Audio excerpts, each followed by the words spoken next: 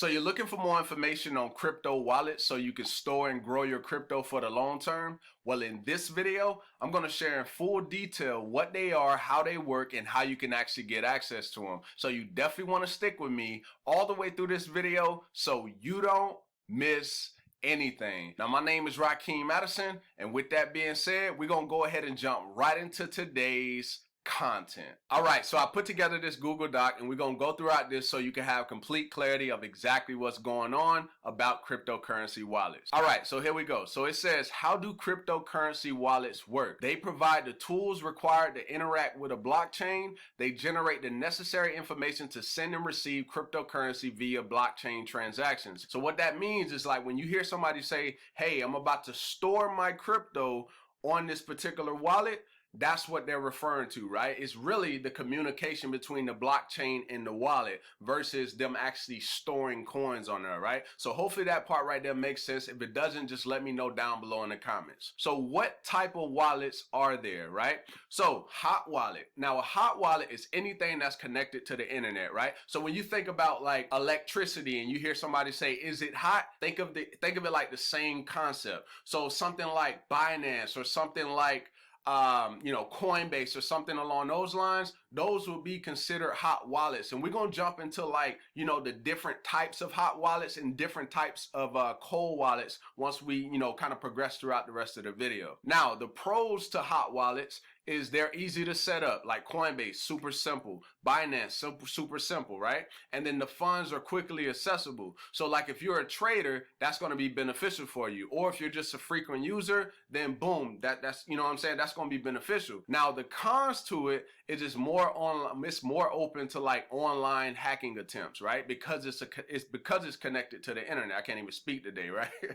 But because it's connected to the internet, somebody could actually hack it, right? So that's just something to think about, as you're continuing to go throughout your crypto journey. Now, when it comes to the cold wallet, it's pretty much the flip side. So the hot wallet is going to be connected to the internet. The cold wallet is not going to be connected to the internet. Now, typically, it's going to be like a physical device, right? It's going to look a little something like this, right? Kind of like a USB or something like that. And then you could program it and, kind of do like all the firmware stuff and everything that they lay out for you. The best thing, when it comes to like a cold wallet is to just follow the directions, right? Because you do not want that firmware to, mess up while you're in the process of sending your stuff, right? And I know I'm kind of getting ahead of myself, but that's extremely important. All right, so now we talked about it being a physical device, or it can actually be a piece of paper. And I'll get into like why I don't feel like that's the safest thing when it comes to like the paper wallet. All right, so the pros are it's resistant to online hacking attempts, right? So it's more safe, it's not connected to the internet,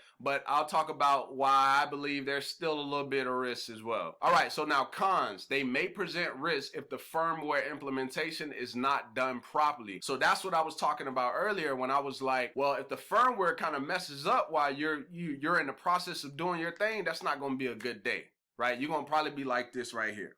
You know what I mean? So yeah, be careful with that. Just make sure you follow the directions and just be careful, okay? All right, and then the other thing is most times they're not really user friendly, right? So if you're not really techie like that, you're going to really have to, pay attention, get any support that you actually need, all right? So now we're going to talk about the software wallets, like the different versions of it, all right? You got the web wallet. So that's access blockchains through a browser interface without having to download or install anything. So any wallets where you didn't have to download it on your phone, you didn't have to download it onto a computer, that's going to be considered a web wallet. Now, keep in mind, some providers hold and manage the private keys on your behalf. Although convenient, you see it says, although convenient for inexperienced users, it's dangerous. Now, why is it dangerous, right?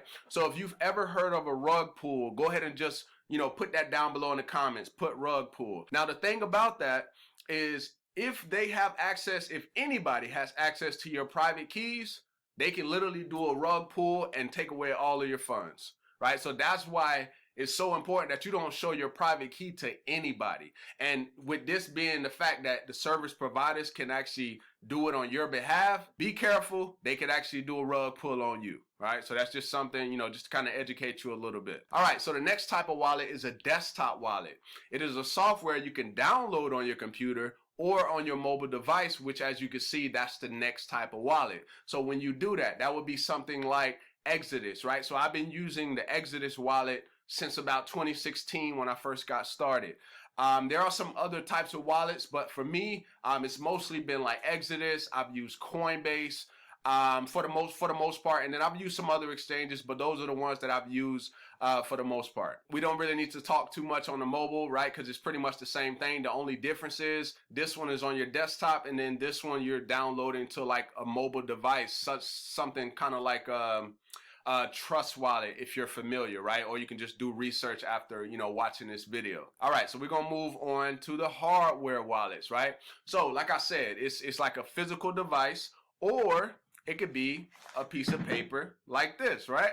Now, let's go straight to the paper, because as far as like you understanding like it's a physical device, something like a USB, then that's pretty straight up, you know what I mean? And so just to kind of give you what it actually does, the hardware wallet is actually going to create like random number generators to generate your public and private keys. As you can see, it says right here, and then the keys will then be stored on the device itself, and it will not be connected to the internet.